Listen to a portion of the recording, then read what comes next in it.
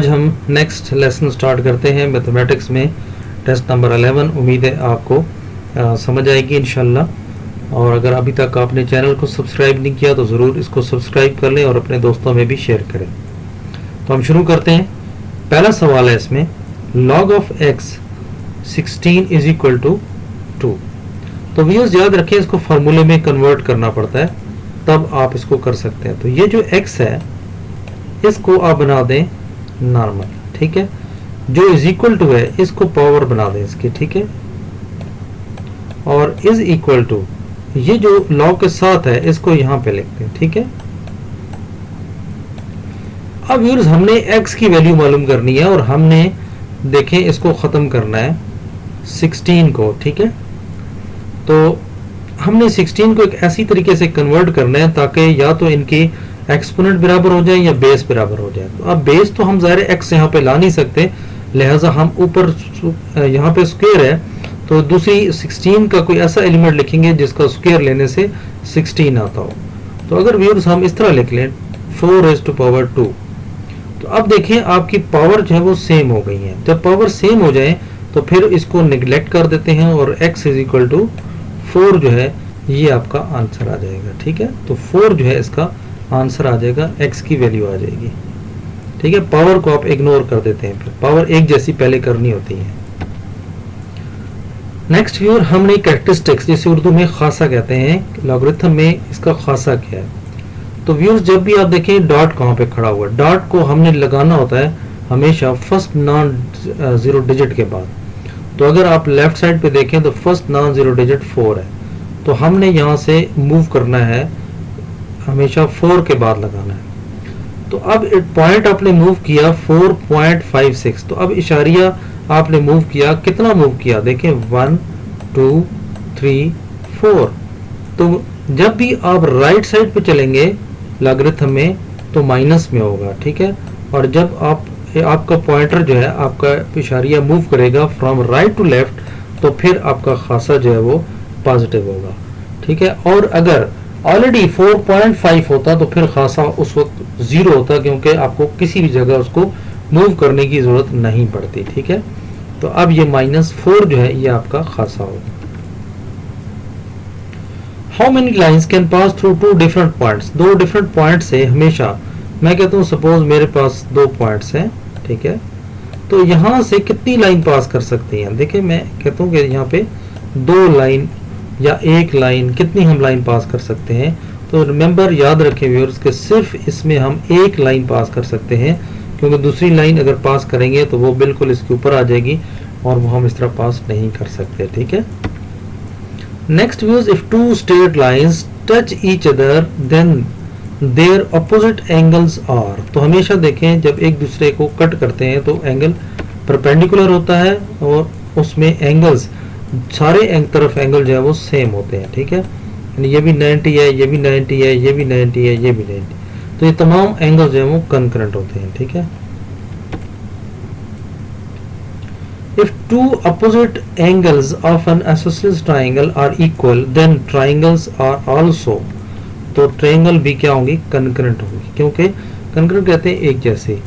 तो 2 opposite side से बराबर होंगी तो उनके एंगल्स भी जाहिर है बराबर होंगे। नेक्स्ट है हमारे पास ए वेक्टर दिया हुआ है, बी दिया हुआ है, तो हमने वैल्यू a प्लस बी जो है वो फाइंड आउट करनी है। तो वी सिंपली याद रखेंगे जब 2 वेक्टर्स को जमा कर रहे हो तो x की टर्म x में जमा करें और y की टर्म जो है y में जमा करें। तो 4 + 6 जो है वो आपका आ जाएगा 10 और 8 + 5 जो है वो आ जाएगा आपका 13। तो यह बी आंसर जो है वो आपका ठीक है। नेक्स्ट है व्यूअर्स 5u - 3v। तो इसका मतलब है कि अगर 5u है तो u के साथ आपने 5 को मल्टीप्लाई कर देना है। तो इसका मतलब है कि इसको अंदर भी आप मल्टीप्लाई कर देंगे, ठीक है। 6 5s are 30 और 5 4s are 20। और इस तरह 3v है तो यहाँ पे आप 3 जो है वो मल्टीप्लाई कर देंगे 5 के साथ भी और -3 के साथ भी, और फिर आपने इसको एक दूसरे से माइनस करना है, ठीक है। u में से यानी 30 - 15, ठीक है। तो वो आ जाएगा सॉरी, तो ये आपका आंसर आ जाएगा 15 और फिर 5 × 4 20 और 3 3 आर 9, तो 20 माइनस 9, तो ये कितना आएगा आपका आंसर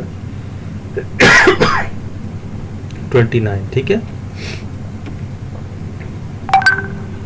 उसके बाद आपके पास देखें the conjugate of x a under root X plus B. हमेशा याद रखें कॉन्जुगेट का मतलब होता है कि जो आपकी y की टर्म है उसका साइन चेंज कर दिया जाता है, ठीक है।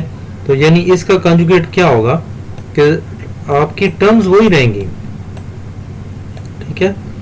यानी b अंडर रूट वाई, सिर्फ जो y वाली टर्म है उसका साइन चेंज हो जाता है। अगर प्लस है तो यहाँ नेगेटिव हो जाएगा, अगर यहाँ माइनस होता तो वो प्लस हो जाता। तो a under root X minus B under root Y, ये आपका जो है ये आपका है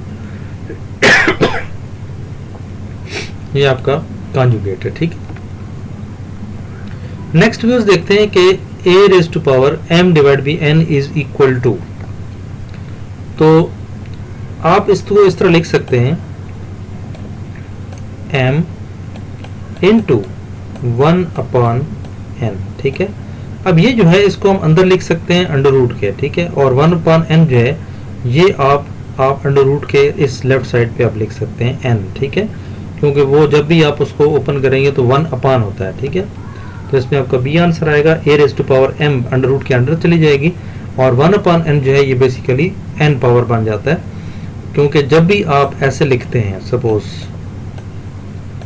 और यहाँ पे आपका 2 है, ठीक है, तो इसको आप इस तरह लिख सकते हैं 3 रेज टू पावर 1/2, ठीक है। या अगर आपका यहाँ पे 3 है या 4 है तो यहाँ पे भी क्या हो जाएगा 4 हो जाएगा, ठीक है। नेक्स्ट चलते हैं, how many lines can pass through 2 different lines. तो हम पहले बात कर चुके हैं इस पे, सिर्फ एक line sine square theta plus cos square theta, ये एक फार्मूला है, आपने ट्रिग्नोमेट्री में पढ़ा होगा, तो ये इक्वल टू 1 होता है, ठीक है। अदरवाइज अगर आप देखें तो साइन स्क्वायर की जगह अगर आप लिखें 1 माइनस कॉस स्क्वायर थीटा, ठीक है। अगर इसको आप ओपन करके देखें और ये प्लस जो है वो कॉस स्क्वायर थीटा ये वाला आ गया, ठीक है। उसके बाद देखें एक प्लस है एक माइनस है, ये कट जाएगा और पीछे 1 रह जाएगा, ठीक है। तो ये भी आप कर सकते हैं। नेक्स्ट व्यू है tan थीटा, तो tan थीटा को उल्ट होता है 1 अपॉन cot थीटा, या फार्मूले याद कर लें। 2 vectors will be equal, 2 vectors कब इक्वल होते हैं जब उनकी लेंथ और डायरेक्शन जो है वो सेम हो, ठीक है। लेंथ भी सेम हो डायरेक्शन भी सेम हो। तो ये था व्यूअर्स आज का नेक्स्ट लेसन। उम्मीद है आपको ये भी अच्छा लगा होगा, समझ आ गई होगी। और अगर आप पहली दफ़ा इस चैनल पर आए हैं तो ज़रूर सब्सक्राइब करें और अपने दोस्तों में भी शेयर करें ताकि ज़्यादा से ज़्यादा लोगों को फ़ायदा मिले। बहुत शुक्रिया, दुआओं में याद रखें। अल्लाह हाफ़िज़।